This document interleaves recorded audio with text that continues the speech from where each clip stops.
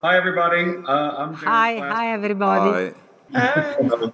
I think you all know what we're doing today, but just to run through, thank you for joining a post-show discussion with Prada co-creative directors Miuccia, Prada, and Raf Simons, filmmaker Lee Daniels, architect Rem Koolhaas, fashion designer Marc Jacobs, actress Hunter Schafer, and electronic musician DJ Hawtin. Many of you guys know each other. I'm excited and maybe a little bit nervous to chat with everyone today. Well, let's start with the show. So I guess everyone had a chance to see the show. We sent videos last night. Some responses, anything stand out? Those sequin coats, the sleeve on a coat. I mean, there was just so much. The pattern knits, like everything was just heaven. I like the way it's dark. It felt insulated and personal. It felt very like it was, you know, what we've been missing from the fashion shows are like people and everything, you know, the exchange and looking at people and everything. This was really a personal experience, and I felt like I was on my own personal journey. It was beautiful. What I think is so incredible about the way Prada has approached this digital fashion week is that it feels like one of the brands that have made this for digital audience. That's a question for Mrs. Prada and you, Raf. Was that a conscious choice to make something that felt virtual? Well, I think that for everybody in fashion, not only for us, of course, we're so used to have a live show and to have the interaction with the audience. And as soon as COVID started, we all had sorted out right away, which was not so easy. And I think coming to previous First Man show and this show, we talked a lot, Miuccia and I talked a lot with Rem and the team about how can you still transport that kind of feeling that it looks like a show, but it's also not just filming a show. Besides that, I think we wanted this space to physically almost relate very much to the clothes and to the intentions we had with the collection. That's why there was a very strong relation between the actual space, psychologically and physically, and the collection. Every show has a degree of premeditation, but also a strong degree of improvisation. So therefore, I would not say it's so much so serious, and we really played with the idea of virtuality more than earnestly approaching it. And that is the beautiful thing about fashion, that you can always play. But for sure, the fact that you know there is no public, you can concentrate more about what you want to say and so recreate an atmosphere. I think it's more difficult to do it without people, actually, compared to before. Before it was a promenade.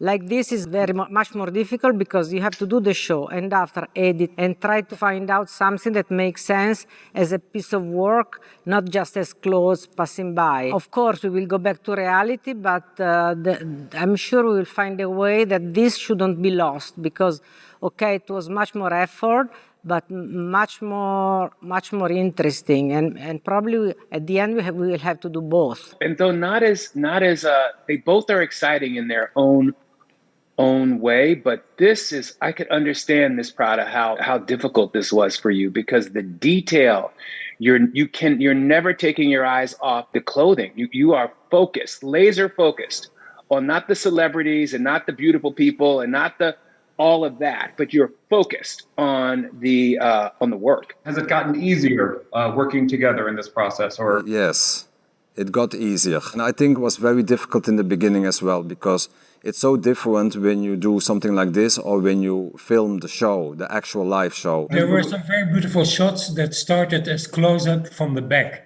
And I think that was kind of really radical to not see fashion from the front coming at you, but disappearing in the distance. And that was a kind of... Or how have you approached this show that we just saw? Well, just watching the show, what I really notice is that you feel very, very close to the fashion, to the clothes, to the details, and it feels for me much more intimate and sensual than being in a place where it's actually happening live. So that there is nobody there, it just gives you this way to get really close.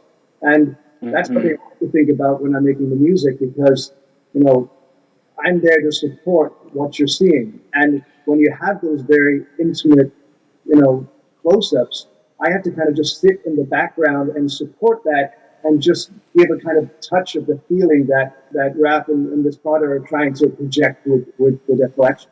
It's also in terms of music, I think it's an important thing to say because it's also a different experience because you have to watch out in a video cut from, let's say, something between 10-15 minutes to not lose the energy. I also have to say that's not something we really talk so much about. We talk more about what the feeling should be of the music. But the fact that you succeed so well with building up the energy, you know, like the energy never got lost, and I think that's such a huge help for the movie, for the video cut also. Yeah, well, all these things are so symbiotic, you know, and as you know, like I'm working on the music as you're filming and as you're editing, so there's a certain amount we can kind of play with as things are developing. But again, I'm kind of giving a framework, like Rem's architecture, that, you know, we're there to support everything that is being filmed and all the beauty that is the show and the collection. We'll get back to the conversation around collaboration. The easiest question to kick off with is one we talked about a minute ago with Lee, who collaborated with Prada on the costumes for his recent film, The United States versus Billie Holiday. Lee, why did you think that Prada would be such a great partner for that? I just, outside of the the work, which is spectacular. And I think that she's a strong woman. So just Billie was a strong woman, and just that in itself is just the fact that they're two strong women, you know. And I was a little nervous about asking her about it because I knew that she's an artist, and she takes it shit very, very seriously, as I do, and I knew that that would be commitment. But I didn't think of anybody else that'd be able to sort of bring Billie's style to life the way Miss Prada could. Well, Hunter, this is probably a great segue to you. We're so thrilled that you're here today, too, partly because fashion and makeup were such a big part of Euphoria. Did that show make you rethink the impact that style has in creating characters and also in real life?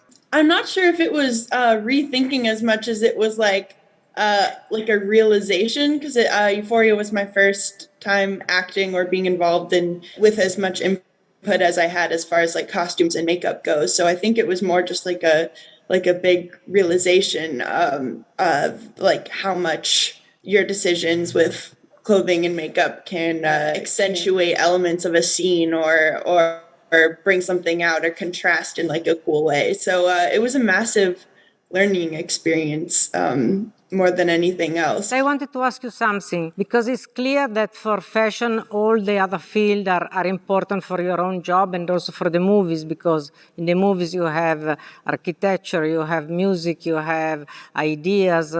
But which are the disciplines that are more relevant for you doing music? I don't know, sociology, I don't know.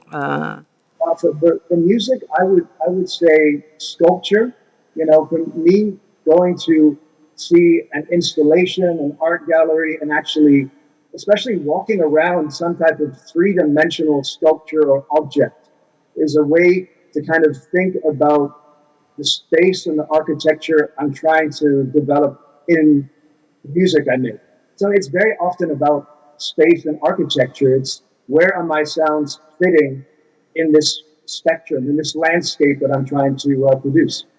I wanted to pose the same question to Rem. Which are the disciplines that are more relevant for you in your job? Well, I think that there are two disciplines. Since we work since maybe 30 years, all architects all over the world, the most important thing for us is to understand the people we work for, that we understand their aspirations, their habits, their tics, their cultures, their aesthetics. And so there's only one profession that, systematically was looking into that, and that is anthropologist. It's as if you come from a different planet and you look and you then try to define and can really interpret very, very carefully what you see and what it means, what you see. So that's crucial. The other thing where I've so deeply enjoyed collaboration with fashion is the incredible speed of fashion and the way in which fashion can assemble something sublime almost in 15 seconds sometimes. And in fashion, how the kind of flash of inspiration is very close to the kind of realized object in the best cases. And so the meticulous part of anthropology and the kind of intuitive flashes of fashion have been kind of very, very crucial. Which is the field that are influencing you more? I know for me are movies and literature. For you? For me, it's the art of living. So of course there's movies, there's art, there's music, there's everything. But I find that in order to do this, we need to really be present and experience life on all levels, because what we do is just one more aesthetic component of a beautiful life, like beautiful interiors and all of this. In the first, as many of you guys know, this is the third Q&A that Raph and Mrs. Prada have done together. And in the first Q&A, there was this great question, what is the Prada-ness? And I thought it would be a good question to ask our guest panelists today, because these guys have already answered it. So, Marc, maybe we'll start with you. To you, what is the Prada-ness? The Prada-ness is Mrs. Prada. I mean, you can feel it. No, don't laugh, Mrs. Prada. You see, I understand that there is something intrinsic. I mean, in this collaboration with Raf, but also what we know as Prada is this incredible taste and eye for so many different things. It's culture, it's intelligence, and it's a sense of style, and it's a love of fashion, I think. And I see the Prada-ness as a film of Antonioni or Fellini or Visconti. It's like this is a mind that takes in everything and that you cannot put your finger on, but the Prada-ness is Mrs. Prada. It's every gesture, it's everything, and that's what the Prada-ness is for me. When we started work with Prada and Bertelli, there was one very interesting phenomenon, which is that they didn't hesitate to go this way or that way. And they were very practical and very immediate about it. And ever since, I've been fascinated by the way Prada dislikes something. There is a kind of very deep form of disliking, which is different from simply rejecting. But it means that you don't simply dislike, but you explore every aspect of what you dislike and then kind of do something with that energy. And I think that is a kind of very special gift that That's so true.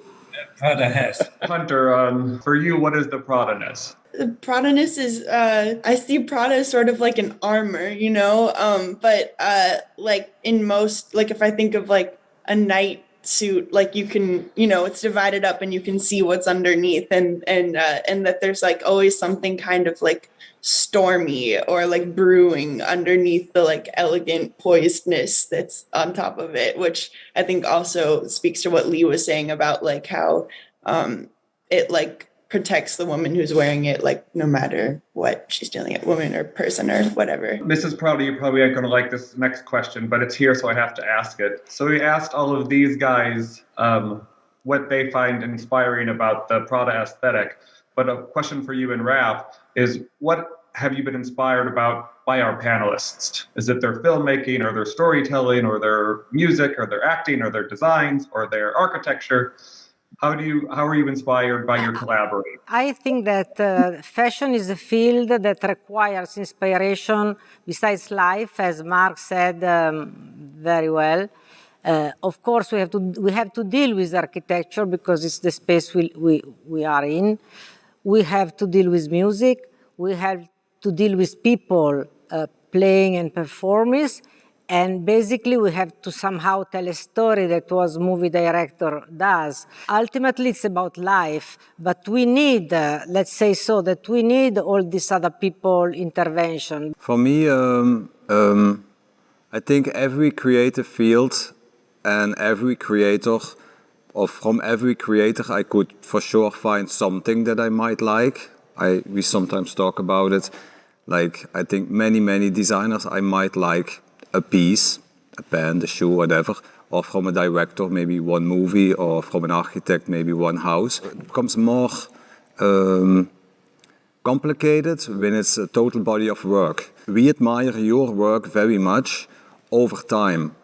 So I think sometimes somebody does something and it's so good that it makes you curious. Marc also mentioned it. Like, you always want to see more of what this person does. And I think all of you have done that to me personally very much with the body of work that you've been doing. Even if it was just one thing, like from Hunter, I've seen one episode and I was on it. I was like, I need to see more. I see a second one, I need to see more. And I will always be now very fascinated what you do. And it counts for all of you. And that makes for me this kind of very strong connection more to the mindsets. It's very powerful, and it's true. With Marc, I look at his work and it's just, you are attracted to the spirit and the spirit lives in the work. And I think that that's the same for Mrs. Prada and Raf. I mean, it's there for sure. It's about the spirit ultimately that we were attracted to. And I think it lives in all of your work. Marc, you haven't shown in here in New York during the pandemic. How are you being creative? What is your creative outlet in the absence of a fashion show? So far, this has been my creative outlet. This has been very interesting and educational. No, I haven't shown, but we're preparing to show. It's been really difficult to take time off. I mean, it's so weird thinking about fashion and the kind of hamster wheel of fashion and how we never had a break and always complained about it. And then you get a break and you complain about it, you know? So you know, I miss it. I miss the hamster wheel in the calendar. And what I've been doing is paying attention, very close attention to what the people I admire, what they've been making. So, I mean, that's why I say this is a very interesting and engaging conversation. I pay close attention to what's going on around me, and hopefully that will inform a lot of what I do when I get to finally do it, you know? One last question, and I'm sure you will all hate it, but when Raf and Mrs. Prada announced their collaboration, people called it, quote, hard to believe that these two incredible designers would work together. So the question we thought about posing to you all, in the art of collaboration, who is your dream collaborator? There's a kind of very interesting thing that, of course, architecture seems kind of really moving slowly and taking a lot of time and change over, not radically within a space of, let's say, 20 years. But in kind of recent times, of course, global warming is imposing kind of rather suddenly, on architecture a kind of really, really drastic necessity to change, where we have to throw literally all our priorities overboard because there is a certain urgency. And we've been waiting for urgency for a long time, but now we have it. For me, that has been a very exciting experience kind of recently, because suddenly I was working with scientists, and suddenly I was working with kind of people who had very little sense of aesthetics, very little kind of patience for formality, and who were in a way in a position of authority because they could say what needed to happen. But basically in that pressure, I was also able to kind of really refresh parts of me that needed genuine refreshment because it was a totally new territory.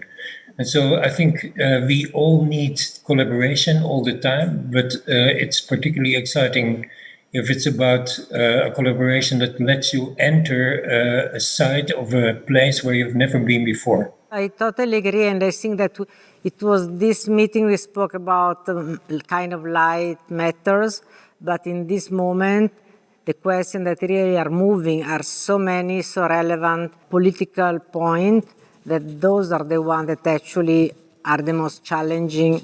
For me, for instance, the idea that the responsibility of an industry to behave well, to contribute to change, and really being involved on all the matters from diversity, gender, the ecosystem, and so on. You really have to be involved and really have to be active. And I say, of course, we will not be able to solve the problem, but I really believe that it's so important in this moment to really push on those subjects, because if those subjects does a step, we are safe. We have all really to be proactive, responsible, and in that sense, that is the most new thing. You know, when I collaborated with Billie Holiday, it was connecting to her and listening to her voice and really doing her justice, because I don't think that people understood. So it's important that you shed light.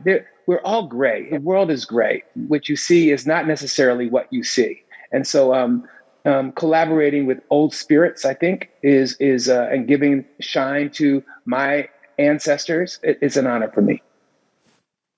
Okay, great. I think we've done it, and I think we did a good job. Thank you. Thank you very much, everybody.